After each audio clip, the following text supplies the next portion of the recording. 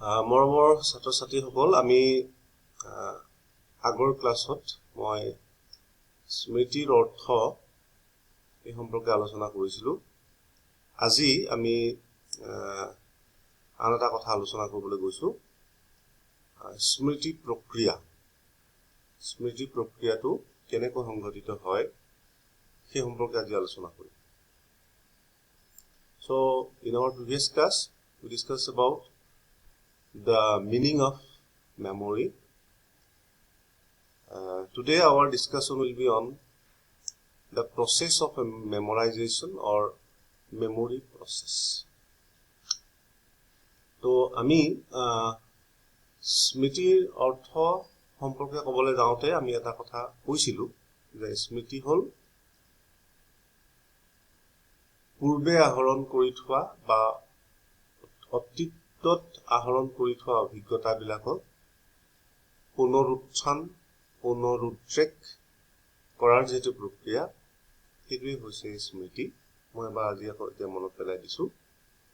So while discussing about the meaning of education, meaning of memory, we see that memorization means the ideal revival or exact revival or reproduction of past experiences. That was the meaning, that was the concept of memory. Now, let us discuss about the process of memorization. So, memorization process involves four factors or four components: learning, retention, recall and recognition. গতিকে স্মৃতি প্ৰক্ৰিয়াত চাৰিটা উপাদান অন্তৰ্ভুক্ত হৈ থাকে। আমি এই চাৰিটা উপাদান কেনেদৰে অন্তৰ্ভুক্ত হৈ থাকে এই চাৰিটা উপাদানৰ বিষয়ে আমি অকণমান ব্যাখ্যা আগবঢ়াম। স্মৃতি প্ৰক্ৰিয়াৰ প্ৰথমটো উপাদান হৈছে শিকন। The first factor of memory process or memorization is learning. So the question of memory does not come if we don't learn it. So learning is the first and foremost factor of memorization process. Without learning, the question of memorization does not come. So you have to learn first. You have to learn first, and then you will be able to memorize it in future. Nah? If you don't learn today, you will not be able to memorize it tomorrow or day after tomorrow. If you did not learn a plus b whole square formula at your higher secondary level, at your degree, at your school level, then you will not be able to memorize it now. Nah? So without learning, the question of memory does not come. গতিকে শিকন learning হ'ল স্মৃতি প্ৰক্ৰিয়াৰ প্ৰথমটো উপাদান। শিকিব লাগিব আমি অভিজ্ঞতা এটা আহৰণ কৰিব লাগিব। প্ৰথমে অভিজ্ঞতাটো আহৰণ নকৰাকে নিশিকাকে স্মৃতিৰ কথাটো নাহিব, স্মৃতি প্ৰশ্নই নুঠে। শিকিব লাগিব প্ৰথম। আমি যদি ABCD খিনি শিকি নথওঁ, আমি যদি 1 2 3 4 খিনি শিকি নথওঁ আগতে, তো আজি মই মনত পেলাব নোৱাৰিম। a plus b whole square ফৰ্মুলাটো মই কৈছিলোঁ অলপ আগতে যে যদি আমি হাইস্কুলতে শিকি থোৱা নাই বা নিশিকিলোঁ, তেতিয়াহ'লে এতিয়া মনত পেলাব নোৱাৰিম। তো মনত পেলাবলৈ হ'লে প্ৰথমে শিকি থ'ব লাগিব। শিকন হ'ল স্মৃতি প্ৰক্ৰিয়াৰ প্ৰথমটো গুৰুত্বপূৰ্ণ উপাদান। শিকিব লাগিব শিকন বা অভিজ্ঞতা, learning or acquisition of experience, same thing. So without learning, the question of memory does not come. গতিকে শিকিব লাগিব। শিকা নোহোৱাকে নিশিকাকে অভিজ্ঞতাটো আহৰণ নকৰাকে আমি স্মৃতি কৰিব নোৱাৰে স্মৃতি চাৰণৰ বস্তুটো নাহে প্ৰথম কথা দ্বিতীয়টো উপাদান হৈছে ৰিটেনশন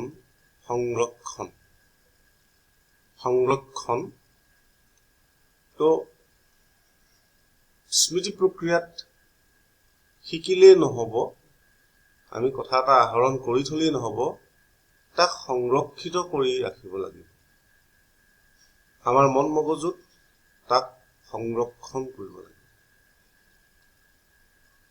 সংৰক্ষণ নহলে আমি মনত পেলাব বা স্মৃতি চাৰণ কৰিব নোৱাৰিম আমি a plus b whole square ফৰ্মুলাটো শিকিলো তেতিয়াই হাই স্কুলতে সেইটো শিকি তাক আমাৰ মগজুত সংৰক্ষিত কৰি নাৰাখিলে আমি আজি মনত পেলাব নোৱাৰিম সংৰক্ষণটো দৰকাৰ সংৰক্ষণ নহলে স্মৃতি চাৰণ নহয় সংৰক্ষণ আচলতে কেনেকৈ হয় আমাৰ মন মগজুত কেনেকৈ সংৰক্ষিত হয় কথাবিলাক সেইটো আমি জানিব লাগিব মনোবিজ্ঞানীসকলে কয় যে আমাৰ মন মগজুত কথাবিলাক অভিজ্ঞতাবিলাক স্মৃতি চাপ মেমৰি ট্ৰেছ না স্মৃতি চাপৰ আকাৰত সংৰক্ষিত হৈ থাকে স্মৃতি চাপ মানে স্মৃতি চাপ হ'ল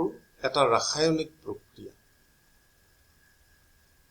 যি প্ৰক্ৰিয়াৰে আমি যেতিয়াই নতুন এটা অভিজ্ঞতা আহৰণ কৰোঁ সেই অভিজ্ঞতাবিলাক আহৰণ কৰাৰ লগে লগে আহৰণ কৰাৰ পিছতে শিকাৰ পিছতে আমাৰ মগজুৰ স্নায়ুকোষবিলাকত এটা ৰাসায়নিক বিক্ৰিয়া সংঘটিত হৈ এটা ৰাসায়নিক পৰিৱৰ্তন হয় আৰু সেই ৰাসায়নিক বিক্ৰিয়াৰে ৰাসায়নিক পৰিৱৰ্তন সংঘটিত হোৱাৰ ফলতে আমাৰ কথাবিলাক আমি আহৰণ কৰা অভিজ্ঞতাবিলাক আমাৰ মগজুত সোমাই থাকে অৰ্থাৎ আমি যে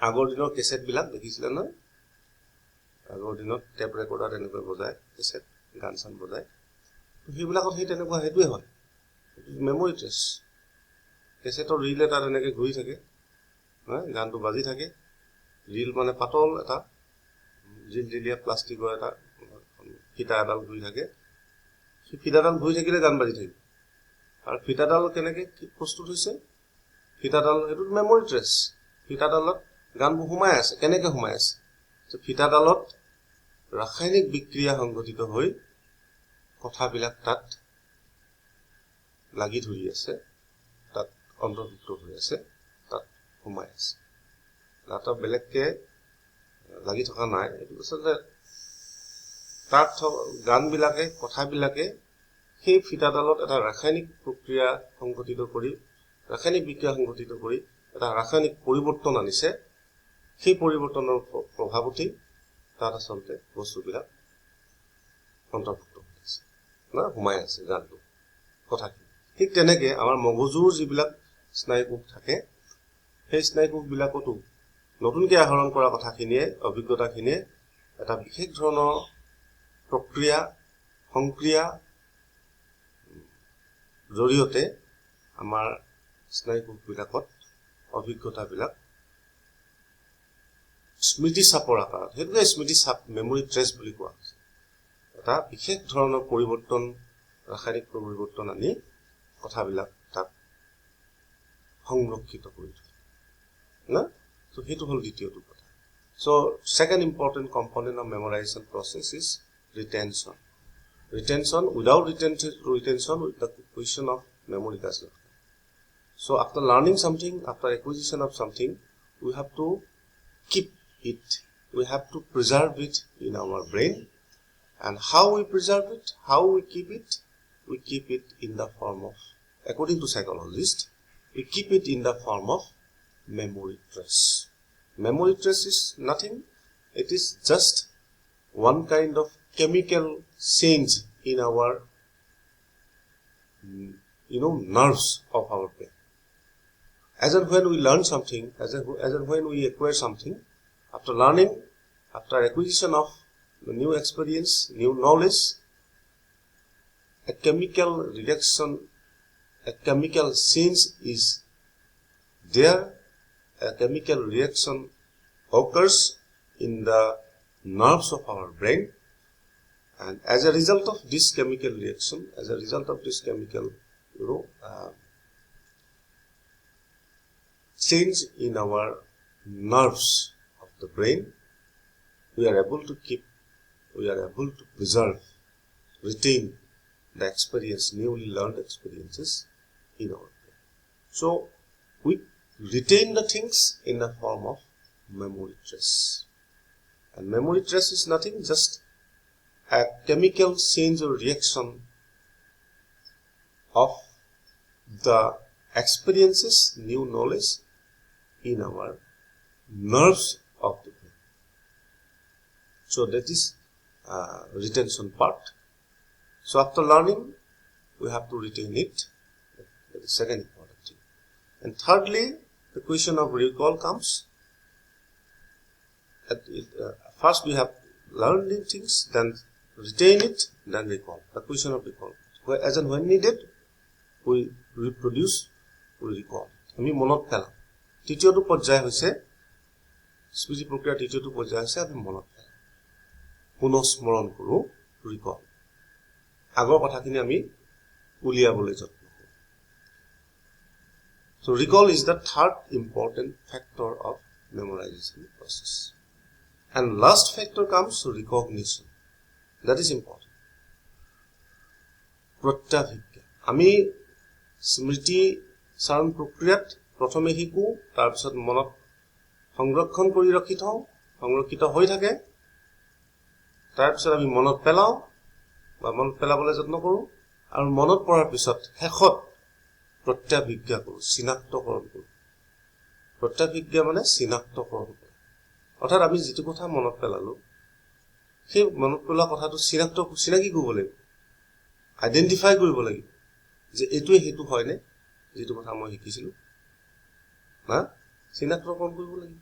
চিনাক্তকৰণ নকৰিলে স্মৃতিচাৰণ প্ৰক্ৰিয়াটো সম্পূৰ্ণ নহয়। মই যিটো কথা মোৰ মনত পৰিছে, a plus b whole square is equal to a square plus twice ab plus b square, এই কথাটো মোৰ যদি মনত পৰিছে, সেই কথাটো হয় নে নহয়, মই সেই তেতিয়া শিকা কথাটোৱে হয় নে নহয়, সেইটো মই এবাৰ প্ৰত্যাভিজ্ঞা কৰিব লাগিব, চিনাক্তকৰণ কৰিব লাগিব। এইটোৱে সেইটো না, এইটো নোহোৱালৈকে কিন্তু স্মৃতি প্ৰক্ৰিয়াটো সম্পূৰ্ণ নহয়। সেইকাৰণে আমাক কেতিয়াবা মনত পৰে, কিবা ভুলকে মনত পৰে, আমি তেনেকৈ পৰীক্ষাত লিখি দিওঁ, প্ৰত্যাভিজ্ঞা পৰ্যায় নাপালোগৈ, তাৰ মনত পৰিলে লিখি দিলোঁ আৰু সেইটোৱেইটো হয়নে, মই শিকাটো কথাটো হয়নে, শুদ্ধনে, সেইটো পৰ্যায়, সেইটো recognition. So' the last factor of memorization process is recognition. Recognition means nothing, just identification. Whatever we are reproducing, whatever we are recalling, we have to identify it. We have to identify it, whether this is the experience I have learned 1 year back, 2 years back. Yeah? So that is recognition, identification. That is very important. Without identification, without recognition, the process of memorization is not complete. Huh? Memorization is very important. Identification. আমি identification, recognition কৰোঁ। Multiple choice question আহে যে, multiple choice কুৱেশ্যনত 4টা পিছত এটা শুদ্ধ উত্তৰ বিচাৰি উলিয়াব লাগে। কোনটো শুদ্ধ উত্তৰ বিচাৰি উলিয়াব, 4টা দেখিলে দেখাৰ পিছত কোনটো হয় যেন লাগে না। বহুত দিনৰ পিছত মানুহ এটা দেখিলোঁ, নামটো মনত পৰা নাই, লগৰ বন্ধু এটা দেখিলোঁ, নামটো মনত পৰা নাই, মই যদি 4টা নাম কৈ দিওঁ, এইকেইটাৰ ভিতৰতে কোনোবা এটা হয়, কোনটো হয় কোৱাচোন, এইবোৰ যদি সোধে মোক কোনোবাই, তেতিয়া কিন্তু মোক পাৰিম। প্ৰত্যাভিজ্ঞা, আইডেণ্টিফিকেশ্যন, চিনাক্তকৰণ কৰিব লাগিব। এইটো উজু স্মৃতি প্ৰক্ৰিয়াৰ, এইটো এটা বৰ গুৰুত্বপূৰ্ণ। আমি আইডেণ্টিফিকেশ্যন নহ'লে, ৰিকগনিশ্যন নহ'লে স্মৃতি প্ৰক্ৰিয়াটো সম্পূৰ্ণ নহয়। লাষ্ট পাৰ্ট কিন্তু ইম্পৰ্টেণ্ট না।